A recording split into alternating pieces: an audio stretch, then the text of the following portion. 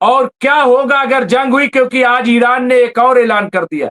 आज ईरान के एक मेंबर पार्लियामेंट ने कहा कि अगर अब ईरान पे हमला हुआ तो मिडिल ईस्ट में कोई भी शहंशाह, बादशाह या जो हुक्मरान है वो बाकी नहीं बचेगा। ईरान ने अपना आखिरी प्रपोजल भेजा है, आखिरी तजवीज भेजी है और ये कह दिया है कि मानना हो तो मानो, नहीं मानना तो मत मानो।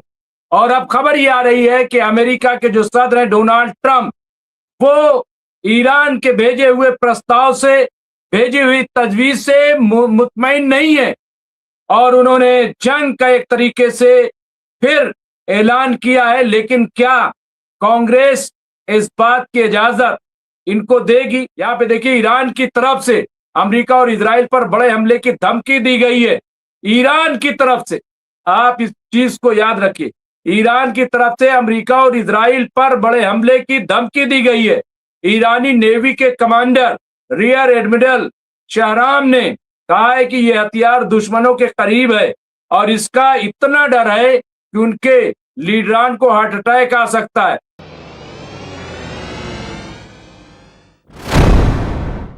आदाब, मैं हूं मुमताज आलम रिजवी और इस वक्त मैं आपकी खिदमत में लाइव हाजिर हूं। बात करूंगा इसराइल, फिलिस्तीन, ईरान, अमेरिका और पूरे मिडिल ईस्ट की बात करूंगा। और इस वक्त जब हम आपसे लाइव होने जा रहे हैं तो हालात बड़े संगीन हैं।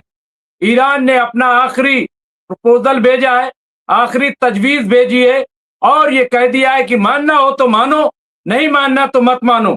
और अब खबर ये आ रही है कि अमेरिका के जो सदर हैं डोनाल्ड ट्रंप, वो ईरान के भेजे हुए प्रस्ताव से, भेजी हुई तजवीज से मुतमईन नहीं है और उन्होंने जंग का एक तरीके से फिर ऐलान किया है। लेकिन क्या कांग्रेस इस बात की इजाजत इनको देगी? क्या करेगा ये अमेरिका?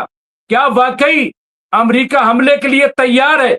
लेकिन यहां पे देखिए, यही खबर चलाई जा रही है कि ईरान ने जो प्रपोजल भेजा है वो अमेरिका कबूल नहीं कर रहा है, वो अमेरिका मान नहीं रहा है।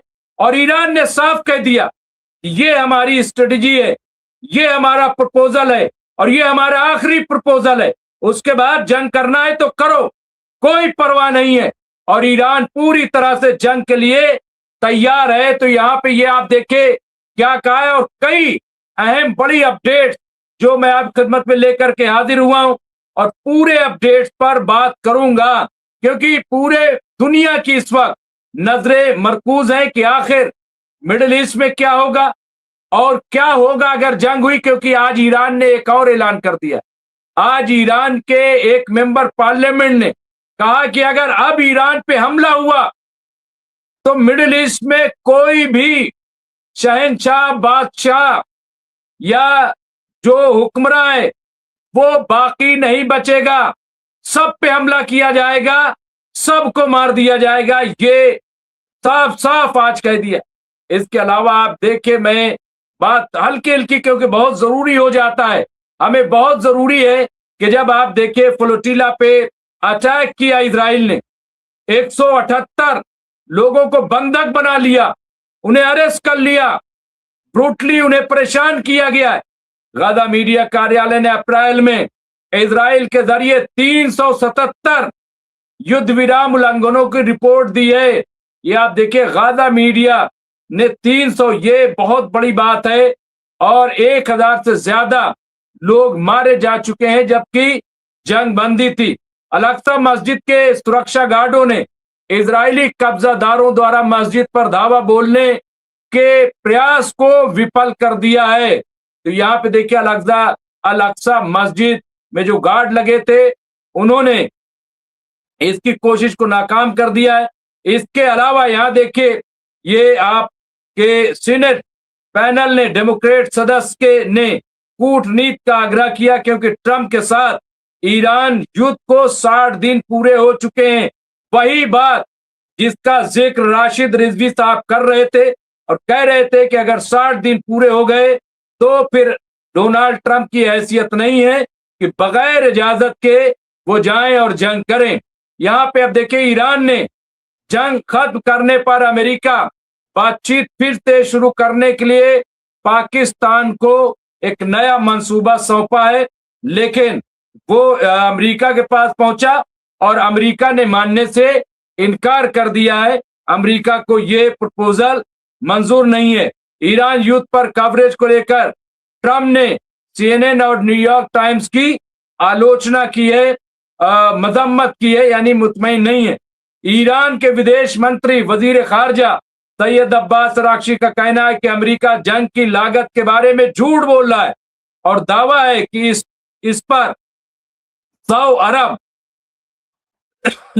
अरब डॉलर का बोझ है, 100 अरब डॉलर का। तो यहां देखिए, इसके अलावा इजरायली कब्जादारों ने वेस्ट बैंक में एक फिलिस्तीनी शख्स पर हमला किया और गाड़ियों को जला दिया है। तो यहाँ पे आप देखिए, बहरीन के जो बादशाह ने ईरान हमलों के लिए समर्थन देने के आरोप में और अधिक नागरिकता रद्द करने का आदेश दिया है। तो यहाँ पे देखिए, यहाँ पे ईरान हमलों के लिए समर्थन देने के आरोप में यहाँ पे आप देखिए किस तरह से बहरीन कार्रवाई कर रहा है।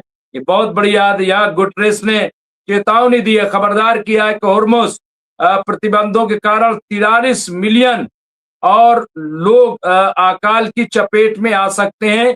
45 मिलियन ये कहा है कि अगर और कुछ दिन तक पाबंदी रही तो 45 मिलियन लोग जो है वो अकाल का शिकार हो जाएंगे, भुखमरी का शिकार में आ जाएंगे। यहाँ पे ये देखिए, इसके अलावा कॉर्ट्स का कहना है कि इजराइल जल्द ही ईरान के खिलाफ युद्ध फिर से शुरू कर सकता है। तो ये कॉर्ट्स का कहना है।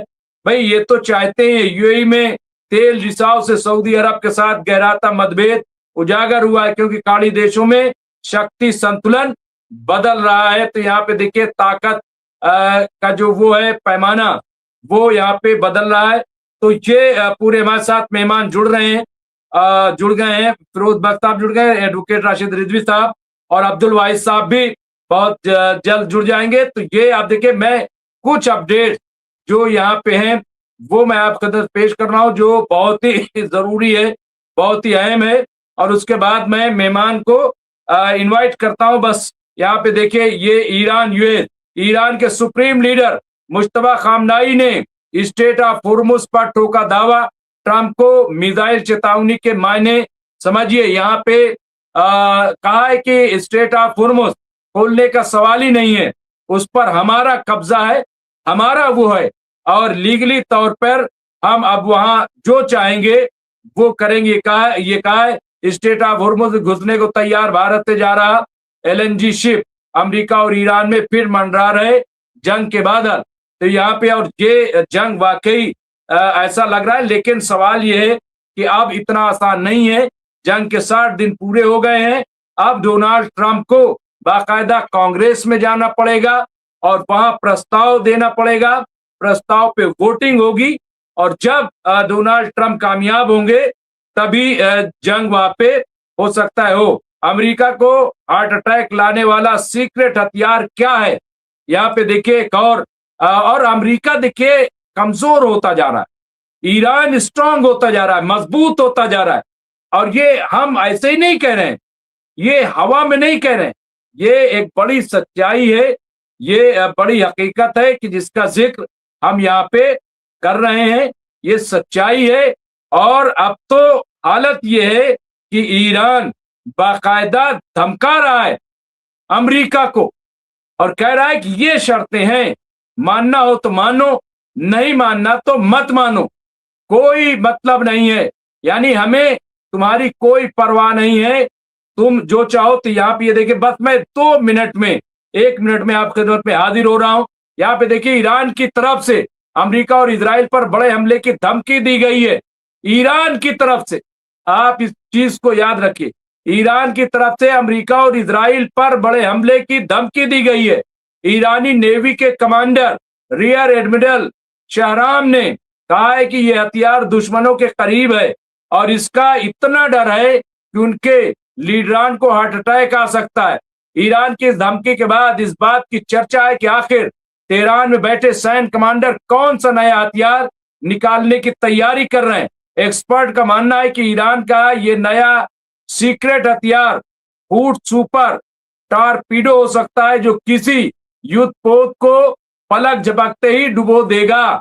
तो यहाँ ये देखिए, ये बहुत बड़ी ताकत। यहाँ पे इंडिया टुडे की रिपोर्ट के मुताबिक ईरान का हूट वो सीक्रेट हथियार हो सकता है जिसके बारे में ईरान ने गुरुवार को इशारा करते हुए कहा है कि दुश्मन इससे बहुत ज्यादा डरते हैं और इसके सामने आने से उनको दिल का दौरा आ जाएगा। ईरान का ये हथियार, ये असला समुद्र में तबाही मचा सकता है। ये पानी के नीचे से दुश्मन के जंगी जहाजों को टुकड़ों में बांटने की ताकत रखता है और यही वजह है कि अब किसी की हिम्मत नहीं हो पा रही।